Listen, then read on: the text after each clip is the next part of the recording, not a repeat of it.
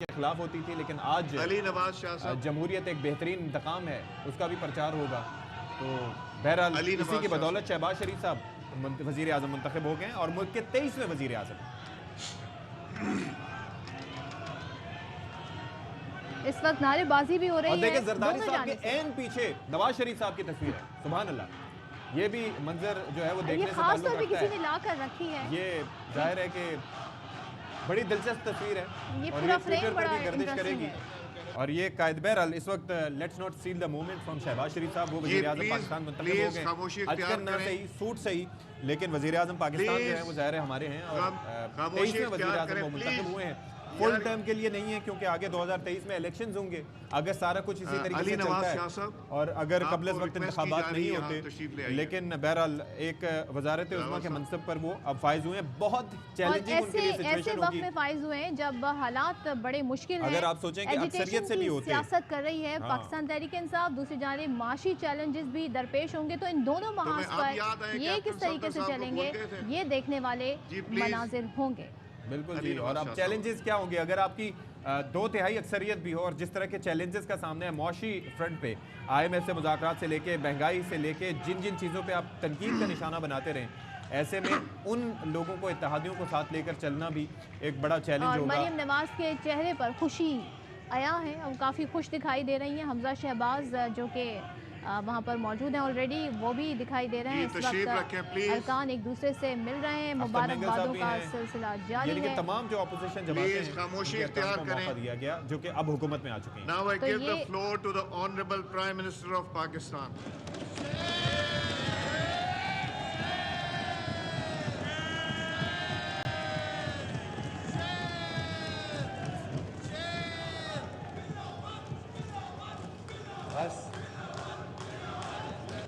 بس ہو گیا، کافی ہو گیا، ابھی بہت موقع آئیں گے. پلیز. بسم اللہ الرحمن الرحیم. جناب اسپیکر، اللہ تعالیٰ کے لیے تمام حمد و ثنا اور تعریف ہے. اللہ تعالیٰ کا بے پایاں فضل و کرم ہے اور اس کا جتنا بھی ہم شکر ادا کریں کم ہے کہ اس نے اپنی کمال مہربانی سے اور اس ایوان میں فرنٹ بینچز پر تشریف فرما قائدین اور ہمارے تمام ان ساتھیوں کی کاوش، کمٹمنٹ اور کروڑوں عوام لوگ پاکستان میں ان کی دعاؤں سے اللہ تعالیٰ نے آج پاکستان کو بچا لیا ہے.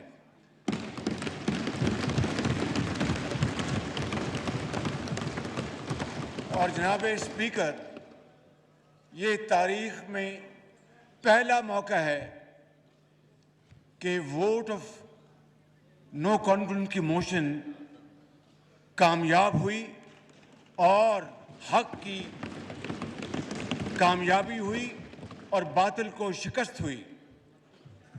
میں سمجھتا ہوں جناب اسپیکر، آج کے دن پوری پاکستان کی قوم کے لیے ایک عظیم دن ہے کہ اس ایوان نے ایک سلیکٹڈ وزیر اعظم، جھرلو کی پیداوار وزیر اعظم کو آئین اور قانون کے ذریعے اپنے گھر کا راستہ بتایا ہے.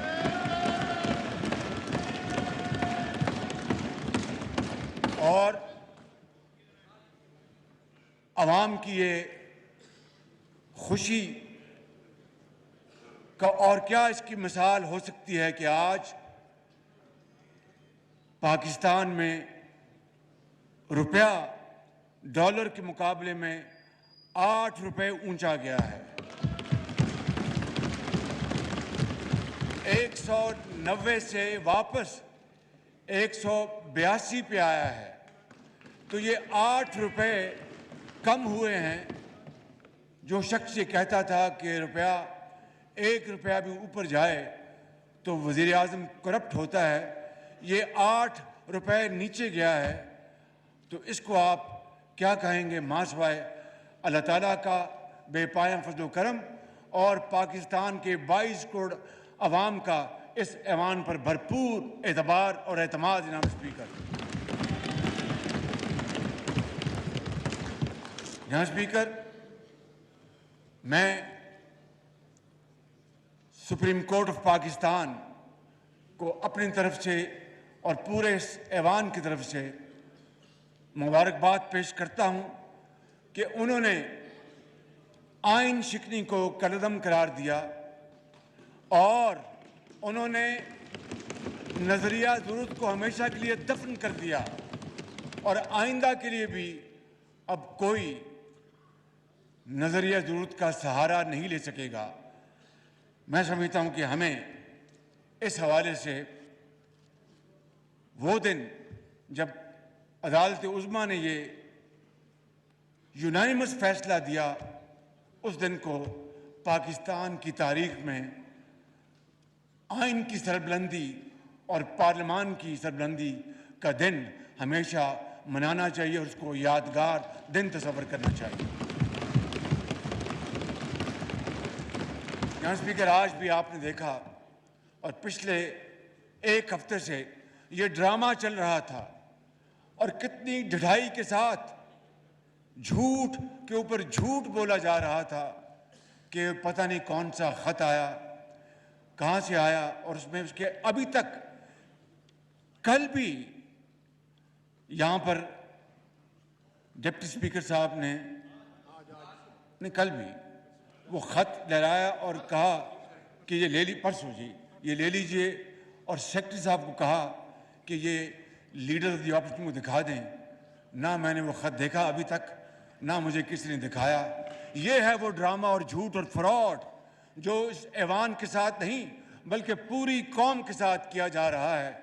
اس حوالے سے جناب اسپیکر، میں سمجھتا ہوں کہ دودھ کا دودھ اور پانی کا پانی ہو جانا چاہیے.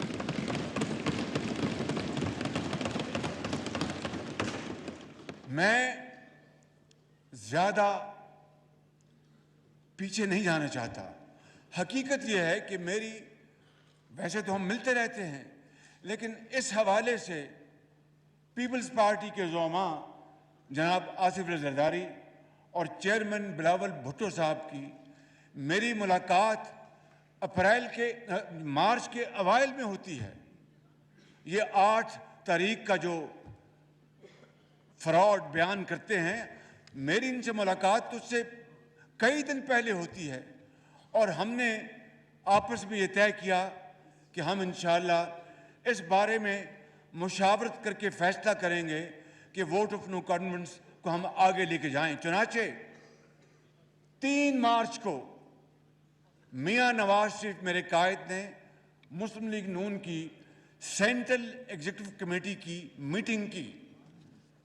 پیپلز پارٹی نے اپنے تائیں اپنی میٹنگ کی اور ہم نے بڑے ڈسکشن کے بعد یہ فیصلہ کیا کہ ہم اس کرپٹ تاریخ کی کرپٹ انکمپٹنٹ لیڈ بیک حکومت کے خلاف ہم ووٹ آف نو کانفیڈنس لے کے آئیں گے.